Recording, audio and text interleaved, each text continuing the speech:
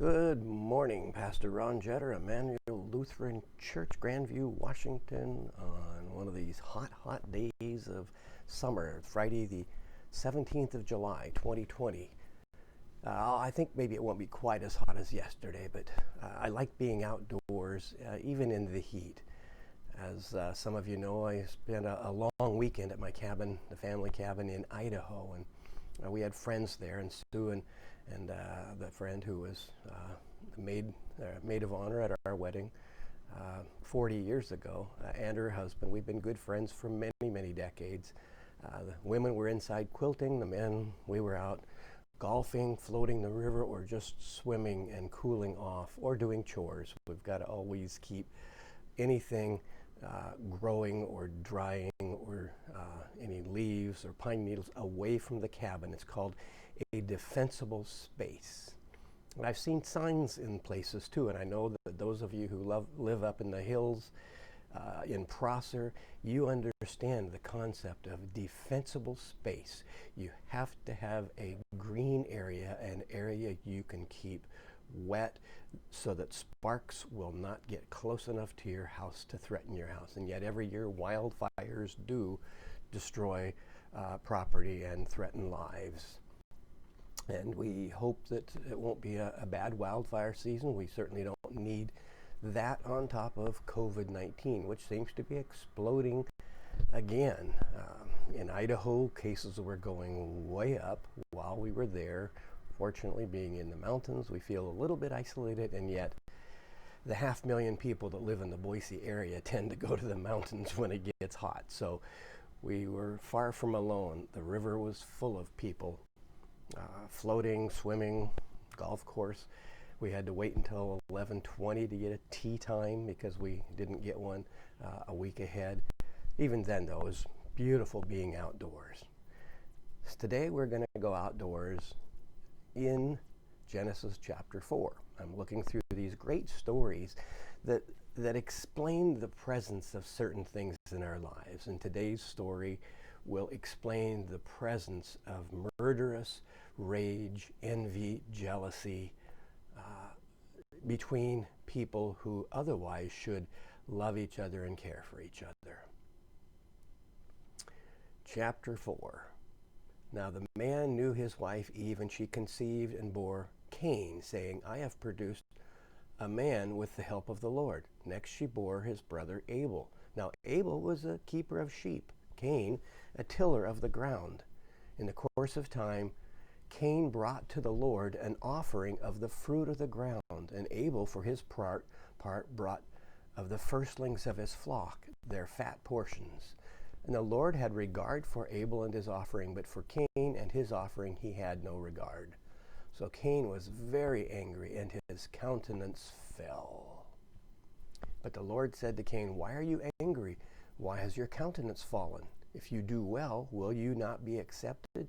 If you do not do well, sin is lurking at the door. Its desire is for you, but you must master it. Wow, I don't like this version of God very much. Here's God saying, I like your brother's offering. I don't like yours. Keep working. When you do well, I'll accept it. This makes God a scorekeeper, someone who says, I'm not giving you a passing grade for making the effort. You failed. It's pass-fail here. I'll give you an A or an F, and your brother gets the A. I liked his offering. I didn't like yours. We aren't told why. All we know is that it said Cain brought an offering of the fruit of the ground in the course of time, meaning when he had a harvest, he gave a portion of that to God. And how did they do that? Well, the traditional way of offering was to light a fire and burn the offering up, to take a portion of the food that you had toiled for, worked hard for, and destroy it. As if the Lord wanted us to understand, I'm going to give you more than you need. Don't you dare use more than you need. Destroy the other portion. Wow. That's an interesting way that God has of teaching or reteaching the obedience that the first couple that Adam and Eve lost. And if you didn't tune into yesterday's to Thursdays, you may want to do that, because I looked at that fall that explains why we have this sense of duplicity within us, why there is guile. What is sin? Well, sin is the ability to fool, first of all, ourselves into thinking that we're not accountable. And we end up with blaming, lying, deceiving, and all those things in order to say, not my fault. So here's Cain, angry now. So this is explaining anger. And God says, okay, I didn't accept your offering. You keep working hard and I will, but I won't yet. You're angry? Okay, get over it, master it.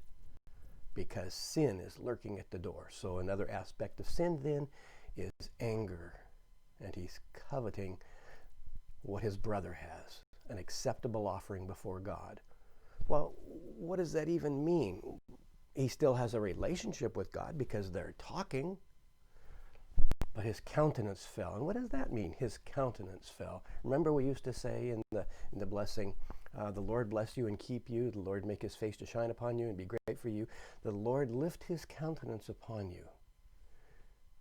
Well, that means to be in favor. To be in favor. May God be in favor of you. May God be in your corner. May God be for you. And here, Cain's countenance fell. Cain is no longer for God because God was not for Cain's offering. So Cain, well, you reject me? Fine. Then you can't be my God anymore. I don't need a God. And really that goes back to what sin is. Not needing a God. That's what the serpent said to Eve before she ate of the fruit. God knows that if you eat the fruit, your eyes will be opened and you'll be like God. You'll know stuff. Yeah, they knew stuff, right? They knew how to lie, how to deceive, how to blame, how to cheat. And now they know how to write God out of their lives. You don't accept me, God? Then I don't need you to be my God. Cain said to his brother Abel, verse 8, let us go out to the field. And when they were in the field, Cain rose up against his brother Abel and killed him. With a stick or with a stone, we don't know. Then the Lord said to Cain, where's your brother Abel? Or where's your brother Abel, excuse me? Cain said, I do not know. Am I my brother's keeper? And there's that phrase, am I my brother's keeper? And part then of what sin does is to say to us, I'm responsible for me.